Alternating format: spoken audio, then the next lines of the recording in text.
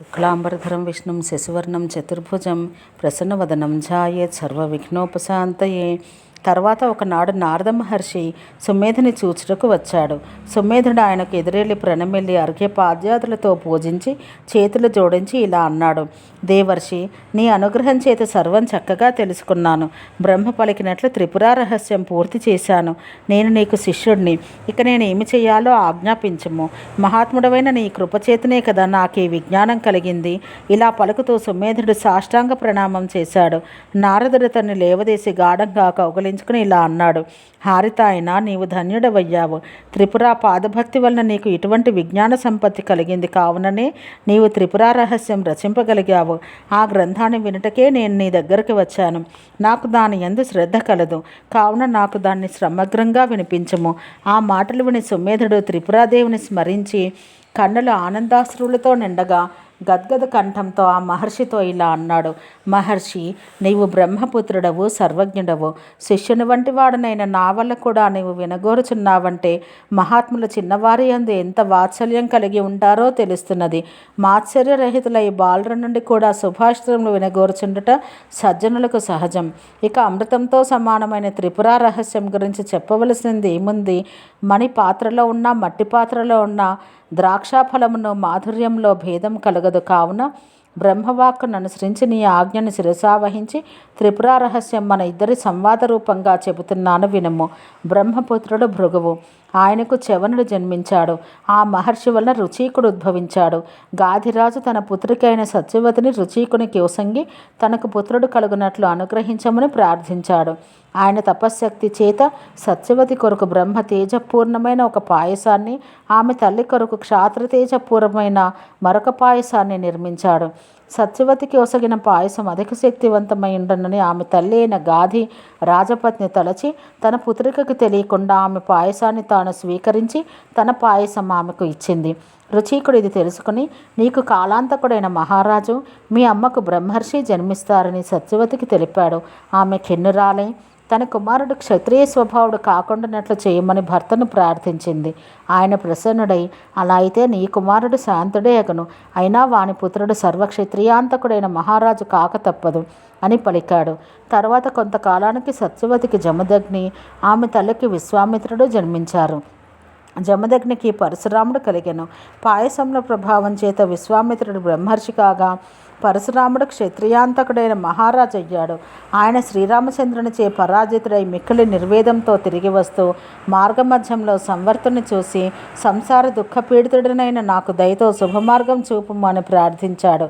ఆయన ఆత్మతత్వాన్ని సంగ్రహంగా చెప్పి, ఇది త్రిపురాదేవి యొక్క అనుగ్రహం చేతనే చక్కగా బోధపడును. నీవు అందుకొరకు గురువర్యుడైన దత్తాత్రేయుని ఆశ్రయించము అని ఆదేశించాడు. వెంటనే భార్గవరాముడు దత్తాత్రేయుని శరణుజొచ్చాడు.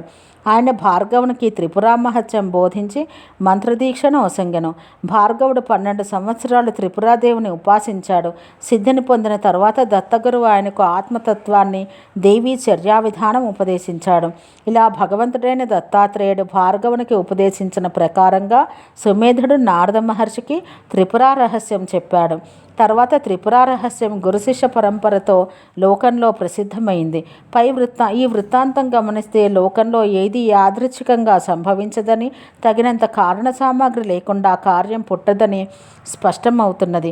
ఒకడు సామాన్యుడై ఉండి లక్షల కొద్దీ ధనం సంపాదించడం, మరొకడు సామ్రాజ్యం సంపాదించడం, వేరొకడు ఆచంద్రార్కంగా నిలిచినట్టు మహాగ్రంథం రచించడం మొదలైన సంఘటనలన్నీ తగినంత కారణం ఉన్నప్పుడే సంభవిస్తాయని, యాదృచ్ఛికంగా జరగవని స్పష్టంగా గ్రహించవలసి ఉంది. ఇప్పుడు తగినంత సాధన సంపత్తి వారు ఎందుకు కనిపించకపోతే వారు పూర్వజన్మల్లో అటువంటి సాధనాలు సంపాదించి ఉంటారని ఊహించాలి. నారదాది మహర్షులు 1000 సంవత్సరాలు తపస్సులు చేశారు. వారి దృష్టితో చూసినప్పుడు సుమేధుడు గావించిన తపస్సు అల్పమే. కానీ అతనికి ఈ ఉన్నతి కలగడానికి ఈ జన్మలో అతడు చేసిన తపస్సు మాత్రమే కారణం కాదు. అనేక జన్మల పుణ్యానికి ఫలంగా అతడు దేవీ భక్తుడైన సుమంతునికి అలర్కుడిగా జన్మించి అబిందుకమైన బీజాక్షరాన్ని అజ్ఞానంతో అయినా జపించినట్టు ఉచ్చరిస్తున్నాడు. మనిషి జన్మకు కారణమైన కర్మయందు పుణ్యంతో పాపం కలిగే ఉండను. అందువల్ల ఒకానొక పాప ప్రారంధం ప్రబలమై పుణ్యఫలాన్ని వెనక్కు నెట్టింది. అందువల్ల 5 ఏళ్ల ప్రాయంలోనే అలర్కుడు వ్యాధిచే పీడితుడై మరణించాడు. అంతటితో ఆ పాప ప్రారంధం క్షీణించి పుణ్యఫలం పైకి వచ్చి అతడు హారితాయనుడిగా జన్మించి భగవంతుడైన భార్గవునికి శిష్యుడై పూర్వజన్మలోని కొరత తీరినట్లు శ్రీ విద్యను యథావిధిగా ఉపదేశం పొంది దేవీ ప్రసాదానికి పాత్రుడయ్యాడు. యోగి అనేక జన్మల్లో సంసిద్ధుడై ఆ తరువాత పరమగతిని పొందును అని గీతలో భగవంతుడు చెప్పిన సూక్తికి సుమేధుని వృత్తాంతం చక్కని దృష్టాంతం. అంతేకాదు, అర్థమైనా కాకున్నా రామాయణం మొదలైన ఉత్తమ గ్రంథాలను విన్నా చదివిన ఆ గ్రంథంలోని అక్షర సంపుటి యొక్క ప్రభావం చేతనే మహాప్రభావం కలుగునని గ్రహించాలి. సుందరకాండ పారాయణం మొదలైనవి కూడా ఇలాంటివే. ఈ జన్మలో కలుగుతున్న ఫలసిద్ధికి ఈ జన్మలో చేసిన సాధనాలే కారణం కాదు అనడానికి పరశురామ విశ్వామిత్రుల వృత్తాంతాలు కూడా దృష్టాంతములే. పరశురాముడు శివుని ఆరాధించి ధనుర్విద్యలో పారంగతుడై క్షత్రియ నిర్మూలనం గావించి మహారాజై చివరకు మహాయోగి అయ్యాడు. దీనికంతటికీ రుచిక మహర్షి తపశ్శక్తిచే నిర్మించిన పాయసం యొక్క ప్రభావమే ప్రధాన కారణం. పరశురాముడు చేసిన విద్యాభ్యాసం, నిర్వహించిన యజ్ఞయాగాలు, దీక్షతో చేసిన దేవీ ఉపాసన, గురు శుశ్రూష మొదలైనవన్నీ ఆ పాయస ప్రభావం అభివ్యక్తం అందించుటకే సాధనాలయ్యాయి.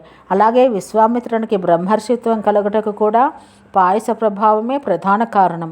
ఆయన కావించిన తపస్సంతా ఆ ప్రభావానికి సిద్ధి కలిగించడంలో ఆనుషంగికమైన కారణమే అయింది అంటే స్పష్టం. ఈ పాయసం యొక్క ప్రభావమే లేకపోతే కేవలమైన తపస్సు చేత ఆయన బ్రహ్మర్షి ఒకట కష్టసాధ్యం. ఇది జ్ఞానఖండంలో ఖండశైలాఖ్యానంలోని తంగనుని వృత్తాంతం అని కూడా వృత్తాంతం వల్ల వ్యక్తమవుతుంది. ఓం శాంతి శాంతి శాంతి.